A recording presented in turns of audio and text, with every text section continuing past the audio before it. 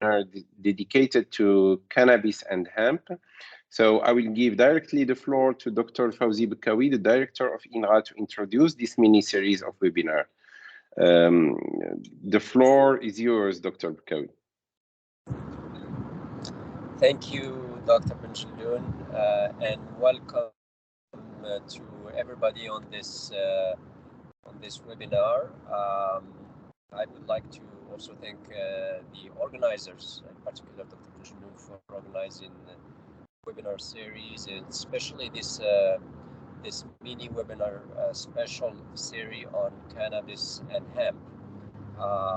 As most of you know, cannabis is grown in the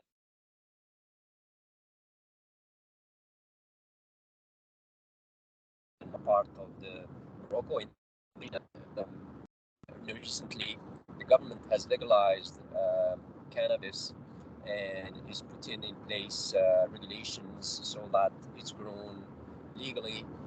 One of the first steps is to develop commercial varieties, and INRA has been asked to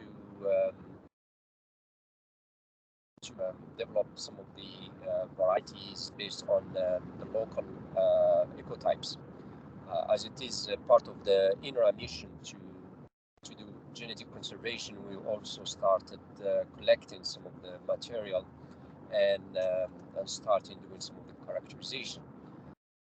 We thought at INRA that it is important to organize this series in order to know more and better this species that could play a very important role in the economy and agriculture in Morocco. So this is the first of 4 webinars that's going to be given by Dr.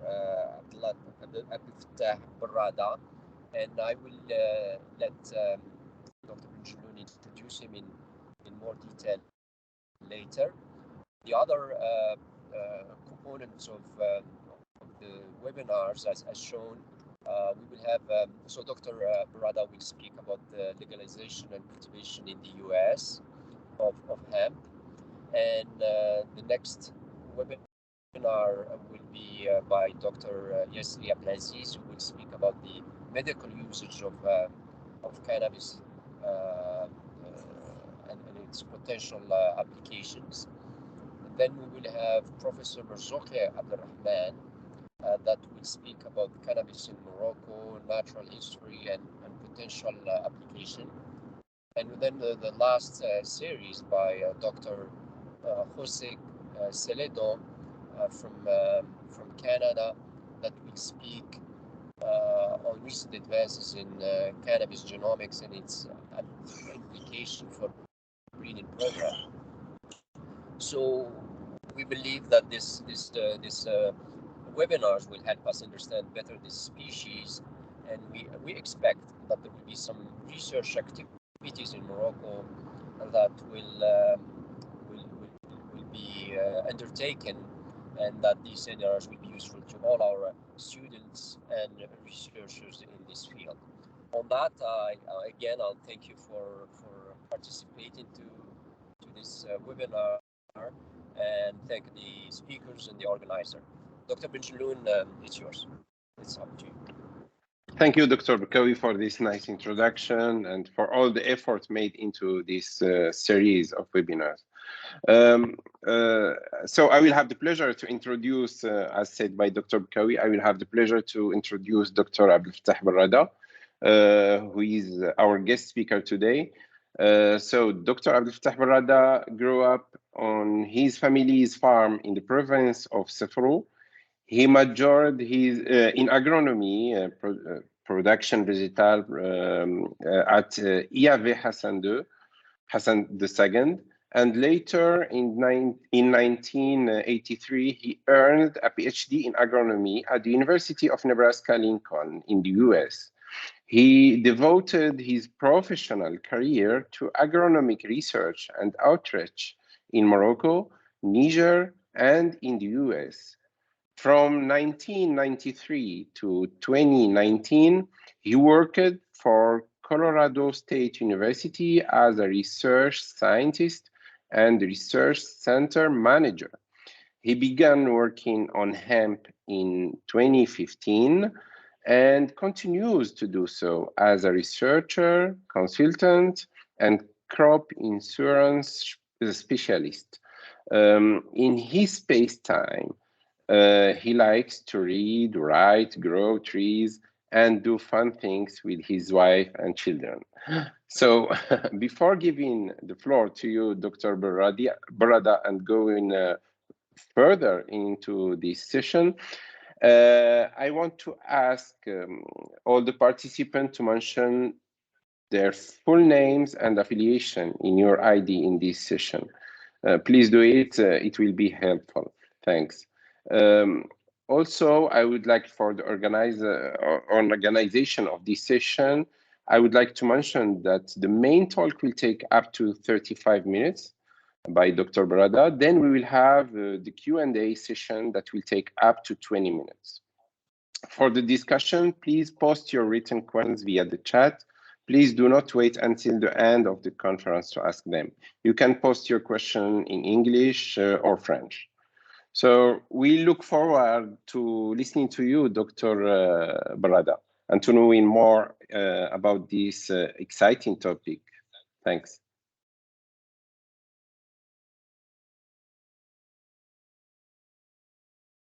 Dr. Berrada, can you share your... Yes. Please.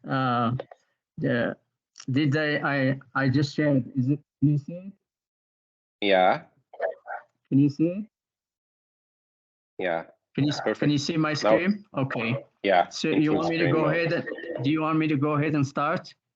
Yeah, please. Thank you. Sabah al-khair. Bonjour tout le monde. Merci Dr. Berrada, merci l'INRA pour cette invitation. Je ne prétends pas être un expert en cannabis, mais j'ai beaucoup appris depuis que j'ai commencé à travailler là-dessus en 2015. Donc, si vous permettez, je vais continuer en anglais. Peut-être en franglais. خلطوا شوية الفرنساوية والإنجليزية ياك. المهم donc c'est le plan de ma présentation. Je vais faire quelques définitions, une histoire brève, succincte de chanvre aux États-Unis, la loi chanvre aux États-Unis, les superficies, les défis à la culture de chanvre, des leçons à tirer et quel type de chanvre à produire. Donc, cette définition ici, this is from Britannica. It's somewhat detailed definition. Basically, you know, as you know, cannabis is from a family of Cannabisaceae. And there are two types of cannabis. There's the tall and erect that's used mostly for fiber production. And there is the most stout and short ones that's used for its flowers for cannabinoids like CBD or THC. There is some disagreement about how many species of cannabis there are. There is one, you know, I guess the consensus right now is cannabis sativa, and there may be a second or a third one, species or subspecies. One of them is cannabis indica. C'est peut-être ce qu'on appelle en français le chanvre indien. Et puis cannabis ruderalis. Donc, to summarize, what is hemp? So the family is Cannabisaceae, genus cannabis, species Cannabis sativa L. In the US, the legal definition of cannabis is the plant species Cannabis sativa L, and any part of that plant, including the seeds thereof, and all derivatives, extracts, cannabinoid, isomers, acid, salt, and salts of isomers, whether growing or not, with a tetrahydrocannabinol or THC concentration of no more than 0.3% on a dry weight basis. It's very important to notice that the THC here refers to total THC after THCA, which is the THCA acid, is converted to THC by decarboxylation. some labs use the following formula: total THC equals delta 9 THC plus 0.877 THCA. Donc, from now on, I'm just going to talk about hemp, which is or chambre. It's, as you know, it's different from marijuana. Marijuana is, I think, the equivalent of kiff in Morocco. So anything that's not hemp that has more than 0.3% THC, practically it's marijuana. But most marijuana strains in the US have between 10 and 30% THC. So there are different laws for hemp and for marijuana. That's very important to note also. So this map here shows states, US states, where marijuana is legal. Latest count is 38 states. There are 38 US states where marijuana is legal. And there are the first one that legalized marijuana is California in 1996. So there are two types of marijuana, recreational and medical. So these states with the orange here have both recreational and medical marijuana. The ones in green have medical marijuana. And these were voted on. And the recent one is Missouri and Maryland, I believe. So the differences between recreation and medical, recreation, you have, in both cases, you have to be an adult of 21 years or older.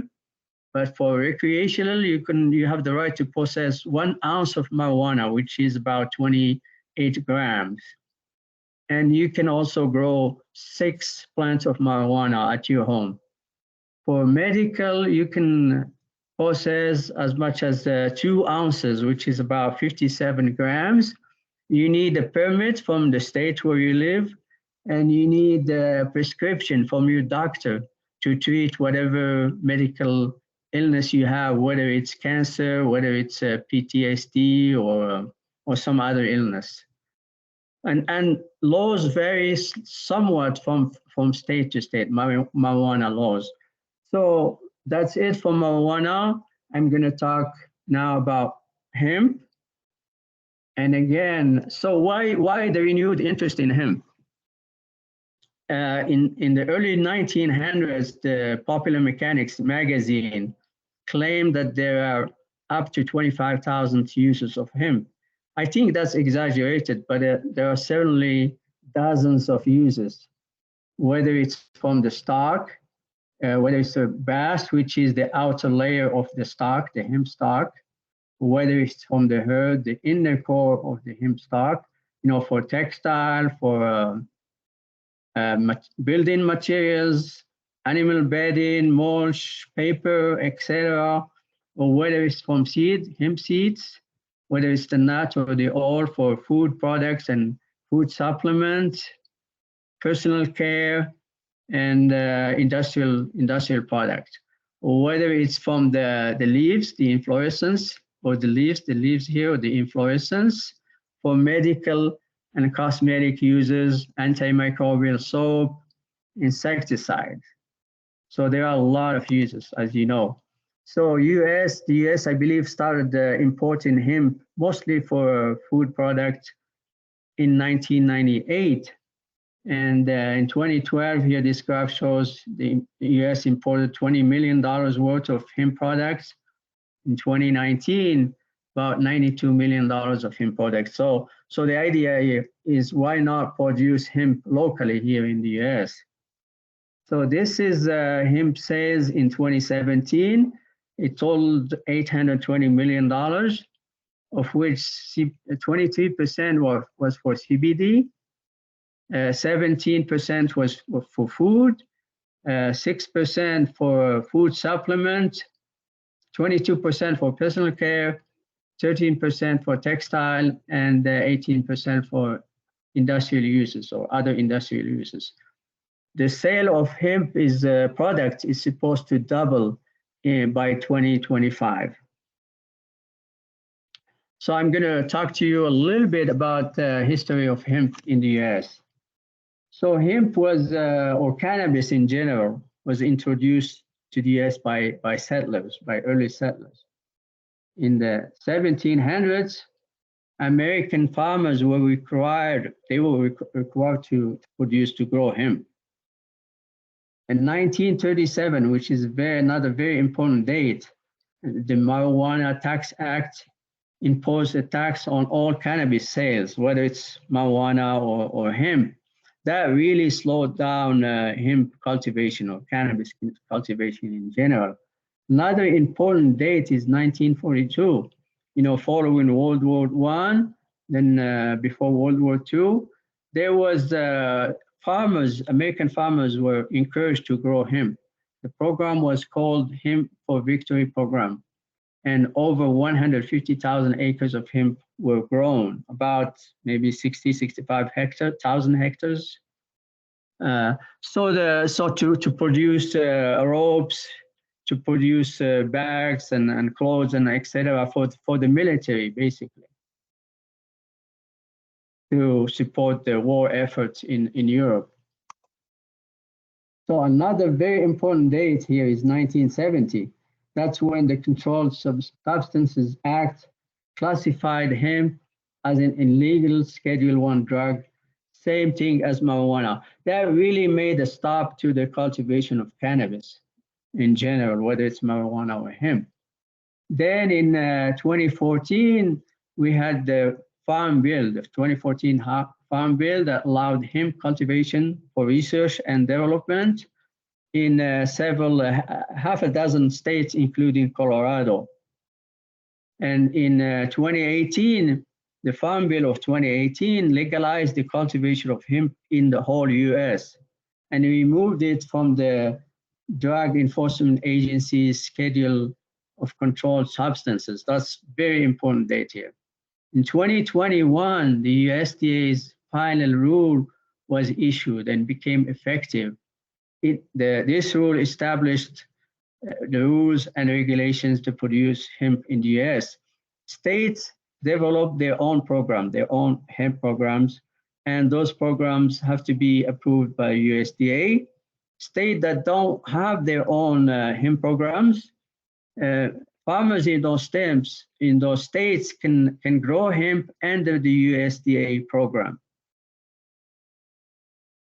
So these are some of the main rules or key provisions of the final rules, or what's called Hemp Act. So like in Morocco, you need a license and you need to keep records of what you're doing, you know, how many acres you're growing, where you're growing it, what cultivars you're growing, etc.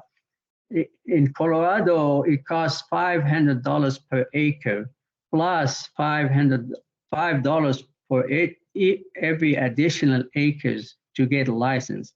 Plus plus testing fees. So the fee here, the licensing fee varies from state to state. For instance, in Colorado, if you are growing 100 acres, that will cost you $1,000 plus the testing fees. If you have a felony, a controlled substance felony, you can't have a license. There are other rules and regulations. Procedures for testing THC. So the total THC cannot exceed 0.3%. You have the labs that test THC need to have a standard operating procedure, quality assurance procedures, and they need to provide a measurement of uncertainty, which is similar to like margin of error, because there are variations, there's going to be variations in the test results. So there are also instructions and rules for sampling and timing. So, you know, which parts of the plant needs to be sampled, usually the 5 to 8 inches, the top part of the plant, the main stem. It used to be you have to do the sampling or have somebody do sampling for you 15 days before harvest. Now it's 30 days before harvest. And beginning or starting in January 2023, all the laboratories that test hemp or test for THC or cannabinoids have to be registered with the the Drug Enforcement Agency. Now, there is also what's called performance-based sampling. That's, if you have been growing hemp for a while and you demonstrated that you haven't exceeded the 0.3% legal limit, and or you're using cultivars that are certified, then you may be exempt from testing, some years maybe. So there is also what's called procedures for disposing of non-compliant plants. The negligence threshold was increased from 0.5% to 1%. So regardless, if you exceed 0.3% plus the measurement of uncertainty, like let's say if the measurement of uncertainty is 0.1%, so 0.3% plus 0.1% is 1.4%. If it's above that, you have to dispose, you have to destroy the hemp that's above that level, regardless. So now it's, and after that, you may be fined, you may have to pay a fine. So now it was what's called the negligence threshold was increased to 1%. So anything up to 1% that is above 0.3% have to be destroyed. And there are some alternative methods to do that. You can take out the flowers, the top parts of the plant, which has the most THC, the most cannabinoids, and dispose of it separately. You can mix the whole plant and retest it. And if you're below no more than 0.3%, you're okay. If you're above, you have to destroy those plants. And there are some ways to do that. There are a lot of other procedures for handling violations. So if you exceed 1%, you have to pay a fine. And if you do that repeatedly, you may be banned from growing hemp. So there are some exceptions for research, and I won't go into that unless there are questions. So now I'm going to talk about les superficies de chanvre aux États-Unis. I'm going to talk mostly in acres, and 1 hectare equals approximately 2.5 acres. So this is a field from Western Colorado that was grown for CBD. So in terms of acres, les superficies en chanvre, let's just pay attention here from 2014 to 2018. We'll pay attention to the acres reported by state here, the blue bars. So in 2014, there was very little hemp grown. Then it started going up. 2018, it went up quite a bit to 90,000 acres. The line here in orange is for the hemp grown indoors, like in greenhouses, mostly for CBD or for clones or transplants.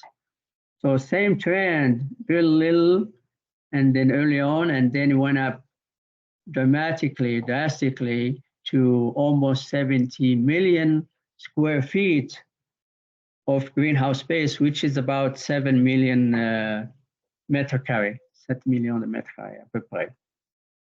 Donc, from 2019 to 2021, so in 2019, this is the permitted licensed acres. This is the planted acres. So planted acres here is about 1/3 of the permitted acres. What some people do, they will get the license, and then they may not grow it, or they may not grow as many acres as they registered for, because maybe they can't find the land, maybe they can't find the seeds, or some other reason. So in 2019, the permitted acres were 580,000 acres, which is about 6 times more than in 2018, which was 90,000 acres.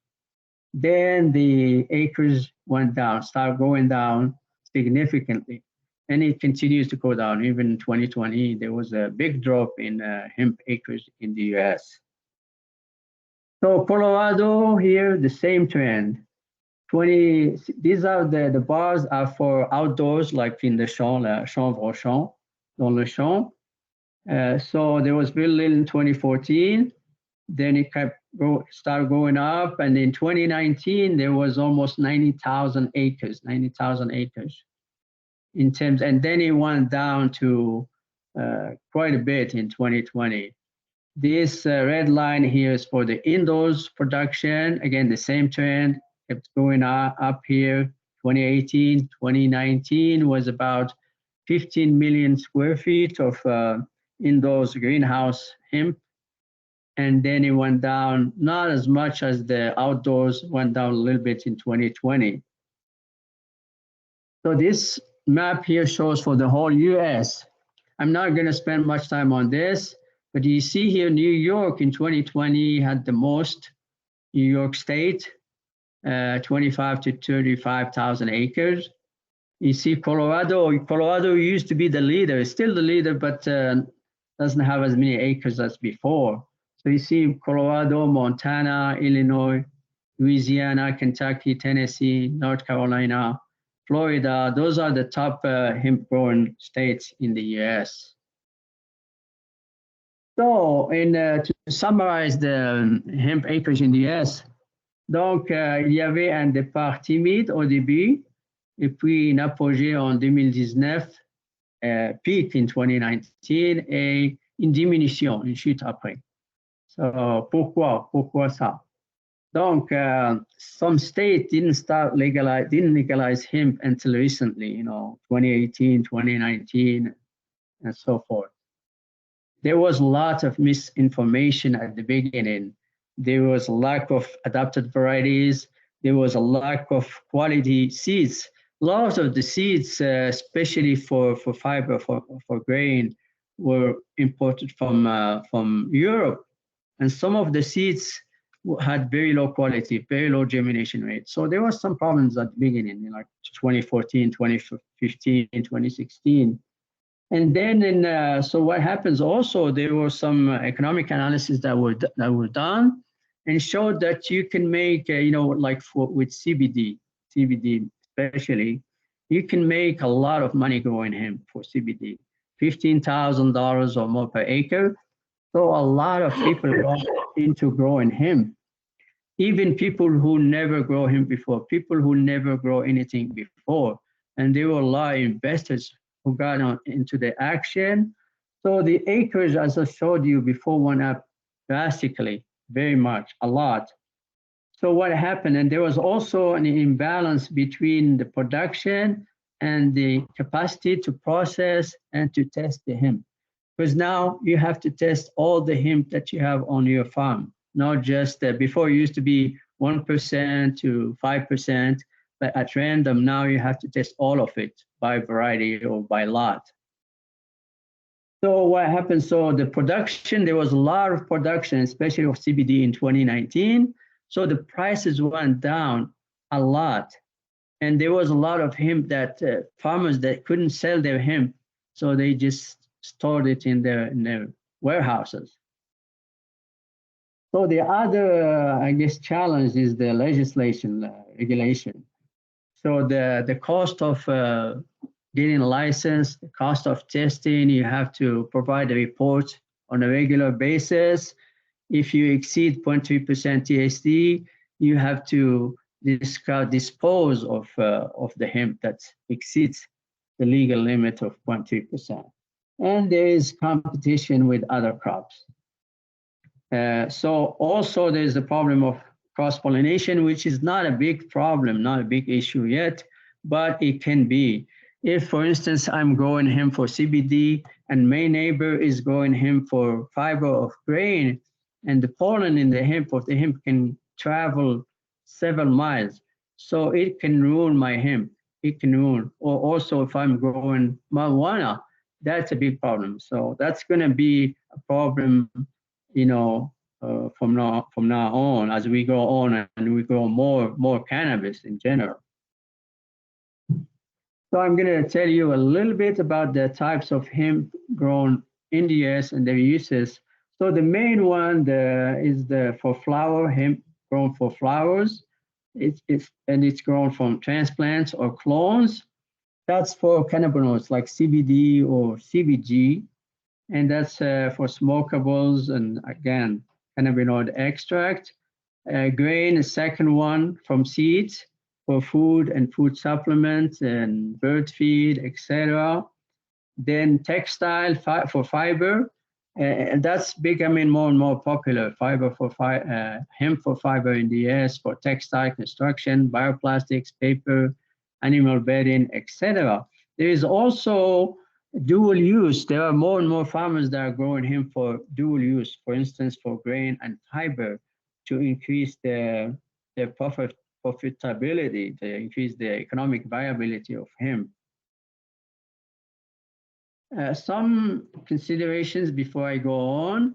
So you probably all know that, or you learn from the next speaker, that there are monoecious and dioecious hemp. Monoecious, the female and male parts are on the same plant. Dioecious, male and female parts are separate. So there's also the male to female ratio. So generally it should be around 50%. But if you are growing hemp for CBD, for cannabinoids, you need to have mostly female plants. That's what's called feminized hemp. And there were some problems at the beginning with that, but it's getting better and better. So as you know, also hemp is photoperiod sensitive. You need, we start having short days, 12 hours or less, then the hemp start flowering. So if you are growing a hemp cultivar from Canada, from northern latitude, in southern latitude like Texas, that cultivar is going to start flowering very early. So you're not going to get much yield out of it. There's also the CBD THC ratio, but I won't go into that unless there are questions. This picture here shows the hemp, the seeds, some of the leaves, and it shows this hair-like structures here, trichomes. That's where most of the cannabinoids and the terpenes are located. So that's very important. So in terms of production practices, I'm not going to say much about that, except that that's going to be different depending on what you're going to grow hemp for, whether it's for fiber, what's for grain or CBD. So whether it's indoors like here, or whether it's outdoors, this is one of the trials I did with Colorado State University. We're looking at hemp for fiber and for grain, and or you're going to grow it for, like I said here, CBD in the field, outdoors. This is from Western Colorado. This was grown for CBD in I believe this was in 2020. So end use is very important. So that, cultivars, you have to pick cultivars that are adapted to your environment. And there may not be as many as you would like to. In terms of seeding dates and rates, so as you know, hemp, cannabis in general, is somewhat cold tolerant. So the general rule is that you plant hemp when soil temperature is about 45 to 50 degrees Fahrenheit or 7 to 10 degrees Celsius. Seeding rate, if you are growing hemp for CBD, for instance, early it was like you're looking 2,000 to 4,000 plants per acre. Now it's more like 4,000 to 6,000 plants per acre. If you are growing it for fiber, my recommendation is to have like around 1 million plants per acre, very high density. In terms of nutrient water requirements, there has been at the beginning some misinformation. People will tell you, well, hemp doesn't use much nutrients. Hemp doesn't use much water, etc. That's not true.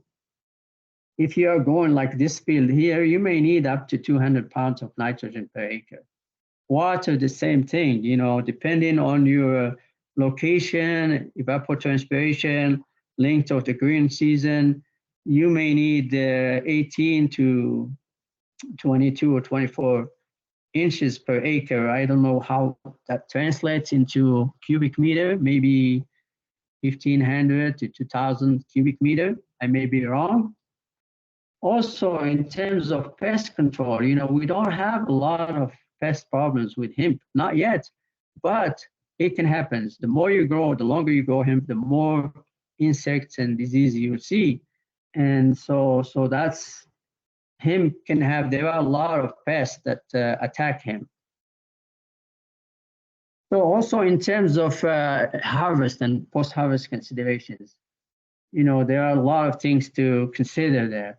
For instance, if you're growing, you may have seen this picture here on the internet. If you're growing hemp for fiber, for grain here, for both grain and fiber, so you may have to harvest the tops separately from the rest of the plant. This is some work I helped with in south central Colorado. So what these farmers did, so they cut the hemp, the whole plant, they let it dry in the field for about 4 weeks or so, 4 or 5 weeks, and then they bale it. This is a common practice, the hemp is baled and then taken to processing facility for processing. So if you're growing for CBD, of course, you have to cut the hemp, the plants, and then you have to dry them and then process them. So I'm going to just tell you a little bit about what I learned about hemp in the US. So what I tell people is start small. If you haven't grown hemp before, if you don't know much about hemp, start small. Don't start with 100 acres, second hectare. Start with 1 hectare or a few acres and learn, and then you can grow, you can expand. You need to make sure before you grow hemp, you need to make sure you have a market for hemp, for those products, whether it's fiber, whether it's grain, whether it's CBD. And ideally, you need to have a contract before you plant hemp. And that's very important for insurance purposes. You need that in order to qualify for insurance for hemp. As I said, there was a lot of misinformation at the beginning, a lot of confusion. What's the difference between hemp and marijuana? What type of hemps are out there? A lot of exaggerations. So there needs to be education for countercarry fake news. So again, very important. This is key. You have to have varieties that are adapted and that perform well in your environment. And that's en fonction de induce l'utilisation que vous allez faire de ce chanvre. Donc, l'amélioration génétique aux États-Unis se fait surtout par les compagnies privées. Il y a au Colorado, il y a 2 grandes compagnies qui font ça. Il y a le New West Genetics qui développe des variétés pour le chanvre, pour le fibre, pour le grain. Il y a Charlotte's Web pour le CBD et l'USDA récemment a commencé une hemp germ plants bank. And this is very important for hemp breeding programs. So the other thing is, so there is some support. There's more and more support for hemp in the US, for hemp research. Universities, more and more universities are starting to work on hemp. Some even doing some breeding or genetics work like Cornell University, Oregon, Wisconsin, and others, Colorado as well. But, there needs to be more support. There is not as much support as there should be.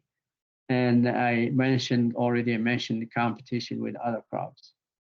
So legislation is a challenge because, the cost and so it needs to be flexible. Legislation needs to be flexible. For instance, a lot of advocates in the US have pushed for THC legal content of 1%, legal limit of 1%, but that hasn't happened. So it's the legal limit again is 0.3% in the US.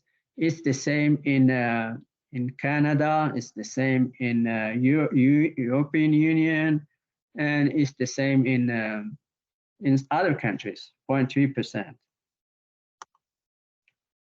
So another thing that's missing is developing standards that are acceptable to other industries. For instance, if you're going to use hemp for construction, like hempcrete, you need to know what the R value, the insulation value of that material is. and it has to be acceptable to the construction industry. Textile, the same thing. How long should the fibers be? How strong? What is the strength of those fibers? And same thing for medical and cosmetic uses. There has been some progress in terms of testing methods and standards, but more needs to be done. Another very important thing, and there's some work going on right now, some research. So you're growing hemp, you take it to the processing plant, and they're going to extract cannabinoids, or they're going to extract, for fiber or grain. What do you do with the byproducts? What's left? So if you can use those byproducts, if you can sell them, whether to feed animals or for other purposes, you're more likely to make a profit, or at least come out even. So that's very important. Hemp, as you know, has several environment benefits in terms of carbon sequestration, in terms of phytoremediation. Those needs to be explored more. So in summary, the hemp industry in the US, there has been some progress, but there are still many challenges. So let's talk. How am I doing in terms of time, Dr. Benjeloun? Okay, I'll just go on. 3 minutes, if possible. 3 minutes, okay. Okay, thank you. So in terms of in Morocco, what are the advantages? So la volonté politique d'avancer et réussir la loi cannabis existe, à mon avis. Le Maroc a une longue expérience avec la culture du cannabis, le kiff, surtout le kiff. Le taux de THC, 1%. So that can be an advantage.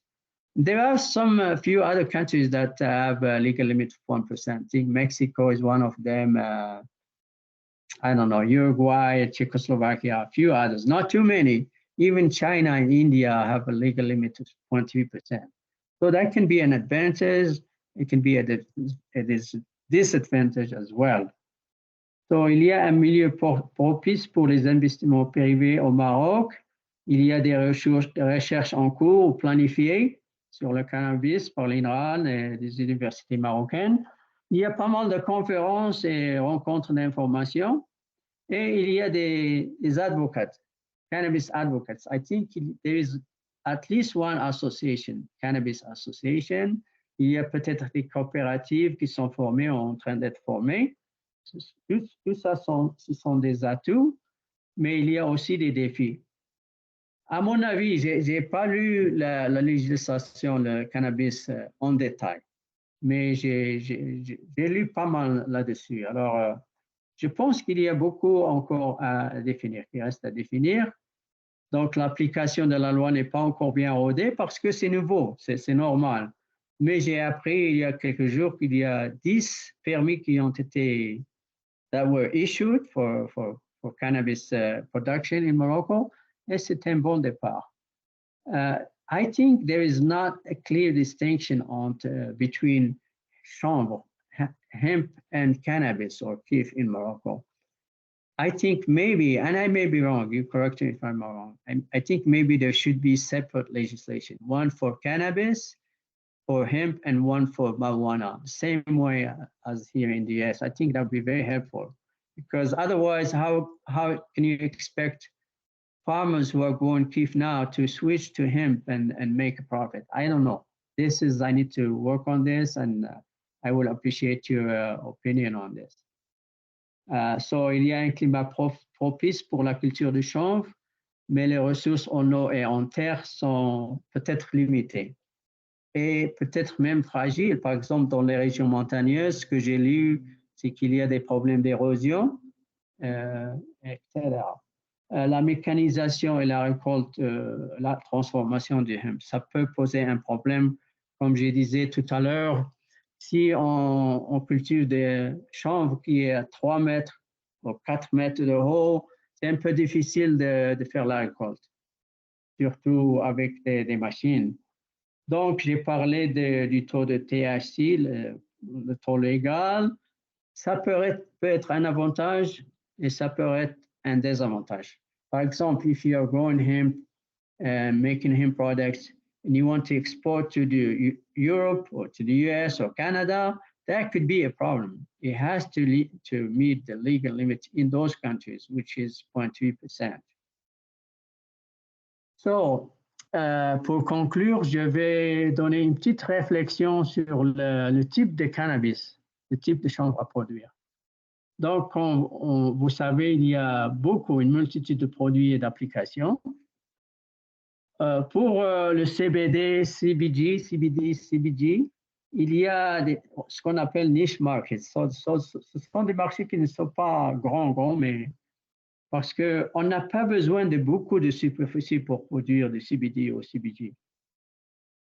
Je crois que les États-Unis ont un avantage. Il y a beaucoup de variétés de cultivars de CBD or strains of CBD that exist that have been developed in the US.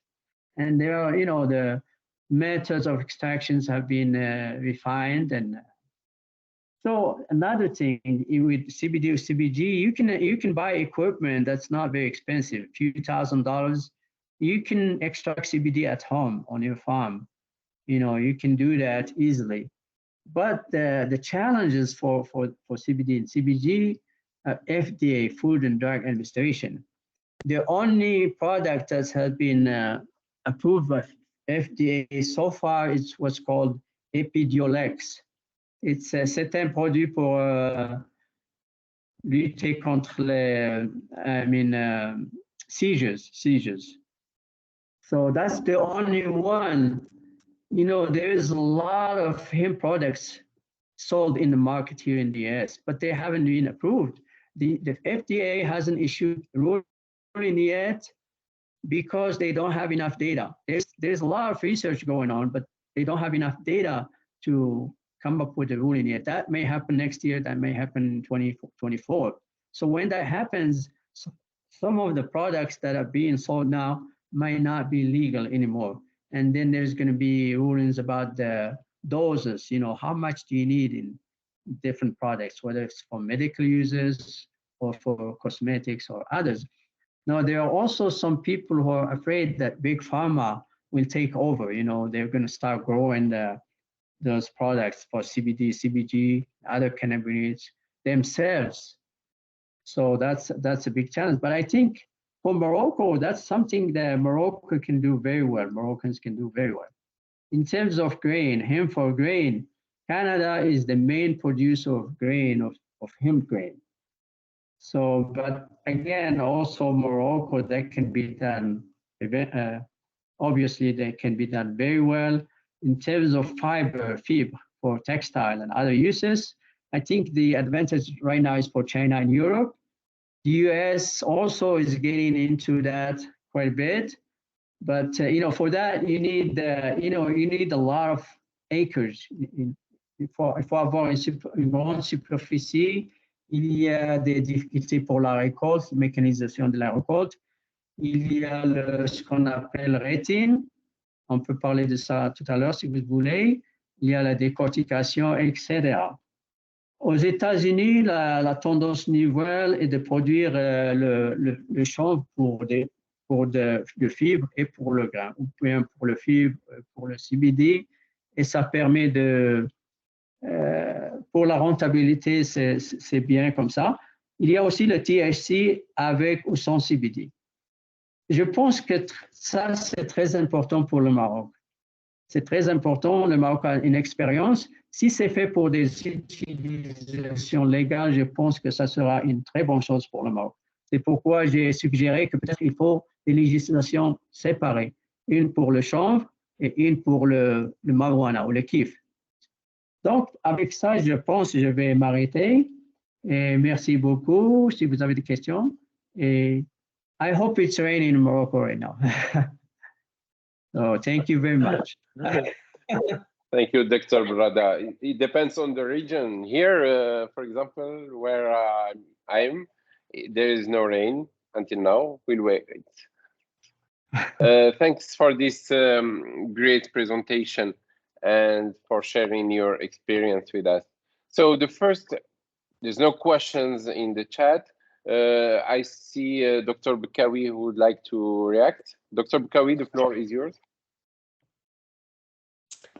Thank you, Dr. Majnoon. Thank you, Dr. Berrada, for a clear presentation and for sharing some of the information with us in relation to hemp in the US. As you may know, there's discrimination in terms of the legal aspect and between cannabis in Morocco. What do you think about people growing side by side hemp and cannabis in terms of is there a possibility of cross-pollination? Is there do you think it's feasible that two farmers, one can grow cannabis and one can grow hemp side by side is feasible? Thank you. Yes, Dr. Bakari, thank you for the question. I think that will be a big problem. You know, if you grow them side by side, there is going to be cross-pollination. That will be a big no-no. There'll be a no-no. I think there is here in the US, in Colorado, the rule right now, and it's being refined, is 3 miles. You need to have 3 miles separation between different types of cannabis. So I think, you know, maybe there should be some areas or regions that should be growing for THC, for cannabis, for, you know, for cannabinoids, and others that will be growing it for grain or fiber or other uses. So I would not recommend that growing different types of cannabis side by side. I hope that's, is that? Thank you. You're welcome. Thank you, Dr. Kawi. I see Umayma Rashid would like to ask her question. Umayma, please go ahead.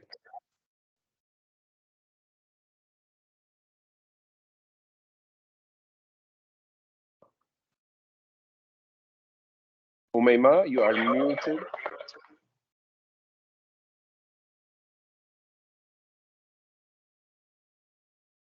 Umayma Rashid, we cannot hear you. So while waiting for Umayma, I see a question from the chat. The question from Brahim Aïtaleb concernant l'échantillonnage. Je veux savoir si vous avez une idée sur le moment d'échantillonnage propice pour effectuer des analyses et si on s'intéresse à des analyses biochimiques. Merci pour la question.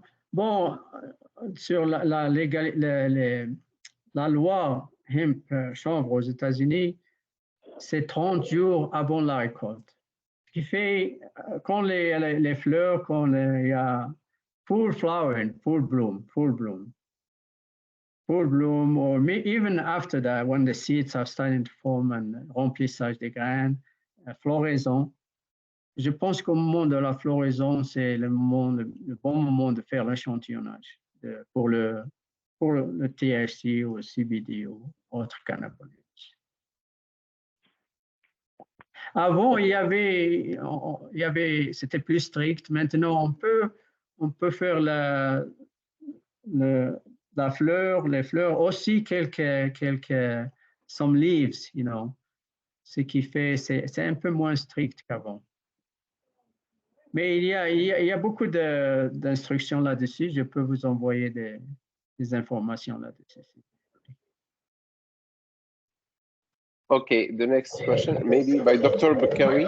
Would you like to ask another question? If there's no other ones, yes, I do have another question. If there are no other people, please go ahead. To others, if there are others. Okay. Well, my question is a biological question. My question is, with hemp, how many grams a plant can produce of seeds, and how much seeds do you need per acre to plant? Of course, it depends on the density, but just to give us some rough numbers. And I'm asking these questions when we are going to start doing seed multiplication before selling the seeds to the farmers or providing the seeds to the farmers. I'm just interested in the rate of multiplications for seed multiplication. Thank you. D'accord, oui. Oui, il y a environ dans le chanvre 20 à 30 000 semences par pound. So pound is 2,2 pounds is 1 kilogramme. 20 000 à 30 000 à peu près grain seeds per pound. So pour la densité de semis, pour les grains, ce qu'on recommande ici, ça va varier avec les cultivars, les variétés. On recommande aux environs à peu près 30 pounds per acre. 30 pounds per acre. For fiber, I recommend double that, 60 pounds per acre for fiber. Et pour le CBD, CBG, comme j'ai dit tout à l'heure, 4 000 à 6 000 plantes par acre. And so 2,5 acres is 1 hectare, an hectare. So 4 000 à 6 000 plantes par acre. Okay, and how much, do you know how much plant can produce? Of course, it may vary from plant to variety, but how many grams or pound we can get per plant? Yeah, I mean, for CBD, I think, it varies, of course, but 2 pounds per plant of, 2 to maybe up to 4 at the, that's the high end. So I would say around, I'll have to check, but I would say around 2 pounds per plant. Okay, thank you. Thank you very much. Yeah. You're welcome. Thank you. Umayma Rashid, would you Bonjour. still want to ask your question? Okay. Oui, est-ce que vous arrivez à m'entendre? Oui. Déjà, merci beaucoup pour votre présentation, c'était très intéressant. Alors, ma question est, est-ce que le fait d'échelonner les deux cultures, les deux types de chanvre, c'est-à-dire le chanvre et le cannabis, le fait de le déchelonner dans le temps, c'est-à-dire par exemple commencer par une autre et après 3 semaines semer l'autre, est-ce que ça peut être une solution pour y remédier à ce problème de pollinisation? Et merci. Oui, Umayma, tu pourrais présenter ton affiliation, s'il te plaît? Oui, déjà, je me présente. Je m'appelle Umayma Rachid. Donc, je suis doctorante à l'INRA de Tadla. Je travaille sur le chanvre industriel, sur la création variétale du chanvre à fibre. Voilà, on a déjà mené un cycle qui était en plein champ. Maintenant, on attend la préparation de la terre pour pouvoir terminer notre criblage pendant ces périodes qui ne seront pas adaptées au chanvre en plein champ. Merci. Voilà. Merci. Oui, merci madame, merci pour la question. Oui, vous avez raison, je pense que c'est possible si vous savez à peu près le temps de floraison de ces différentes cultures de chanvre ou de cannabis. Oui, c'est possible si vous pouvez contrôler ça, mais en général, si c'est des fermiers qui le font, c'est difficile à contrôler. On peut avoir un registre électronique et peut-être ça peut aider a map of where farmers are growing hemp, and then that could be posted, and maybe they can know, okay, so-and-so is growing marijuana here, so-and-so growing hemp for CBD, so maybe I shouldn't do it here, maybe I should do it somewhere else. But it's possible, obviously. If you can control it, it's possible. Yes, if you know what you're doing, you know when those cultivars flower, then I say definitely it's possible.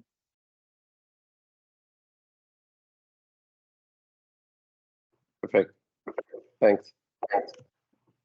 There are other questions from the audience? So if there is no one, can I ask a question? Can you say something more about this rating operation that you mentioned? Rating operation. Rating.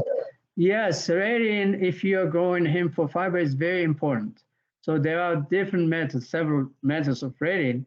Basically, the main one is called field rating. What you do after you cut the hemp, you leave it sit on the ground, and then you let microbes, les champignons, les microbes, ils font leur travail, ils vont décomposer la hémicellulose, d'autres protéines, les pectines, ils vont les décomposer, ce qui va faciliter la décortication, la séparation de la cuticule, the bast, from the rest of the stem. So il y a d'autres méthodes, il y a des méthodes biochimiques, il y a des méthodes par l'eau avec l'utilisation de l'eau, mais la méthode la plus utilisée est ce qu'on appelle field reading. Et ça peut varier, ça va varier de peut-être 3 semaines à 6 semaines en fonction de l'humidité et s'il y a de la pluie, s'il y a de l'humidité, la température, etc. Des conditions favorables pour la multiplication des microbes et leur action. So that's basically vous allez décomposer, vous allez des produits comme l'hémicellulose ou le pectines, ce qui va faciliter la séparation de la cuticule, the bast, from the herd. Okay, perfect. There are some explanation by people from the chat, I see. Okay, thank you very much for this clarification. So if there is no more questions, I have another one, if possible. Given your experience and your knowledge of the situation in Morocco, what are the priority areas for research? What are the most important areas to be covered by research for the moment? Yeah, thank you. Yeah, I mean, I guess, well, of course, developing cultivars that are adapted to different regions, that's key. That's very important. You have to either develop your own cultivars and work with germplasm that you have, the existing germplasm, and that can take time, of course, breeding, that can take time. Or you can also, in parallel, you can test varieties, cultivars from other regions, similar regions of the world, like US or Europe or etc., and see which ones are more adapted and perform well for the use that you're after, for the different uses. So that's very important. And of course, with that, you have to figure out, management practices. When is the best time to plant? Planting density, how much nitrogen, phosphorus, potassium, etc. All those management practices, harvest. So I would say breeding probably the most important, and then agronomic research that can be done in parallel to the. And then, of course, there are other aspects that has to be looked at, and sort of marketing, processing, and all that. So I don't know if that's helpful, or like with any other crop, you have to. That's just the top of. You have to have varieties and cultivars that are adapted to your conditions and that perform well. So, and then you have to develop practices to optimize that potential that those varieties have to cultural practices. Mm-hmm. So, thank you very much, Dr. Berrada. If there are no other questions, so I would say that we are reaching now the end of this introduction webinar of this mini-series. I would like to mention to everyone that we will put in the chat a link to a survey that we want you to fill, please, to have your assessment of this webinar. It will be helpful. So I just put it on the chat. Please use it. At the end of this questionnaire, you can also request your attendance certificate. Finally, on behalf of the organizers, I would like to thank you all for participating today and for the question you posted. And I would like also to thank warmly our guest speaker, Dr. Abdelfettah Berrada, for his nice talk and for rich answers to the questions. One thanks to Dr. Boukawi for his help to make this series possible. I would like also to thank my colleagues Atman Sabbata, Boutaina Abidou, Radat Razi, Nordin Bahri, and Abdelaziz Yasri, and all the scientific committee of the INRA webinar series for their crucial contribution in organizing this series. Dr. Berrada, would you like to say something at the end of this webinar? Well, thank you very much. This was it was a pleasure to do this, and I hope it rains in Morocco and go Morocco. You know, the soccer team, football. Maroc contre le Canada. J'espère que le Maroc gagne.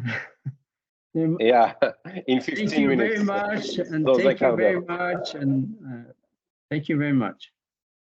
Merci à vous, merci à vous. Dr. Boukawi, do you like to say something?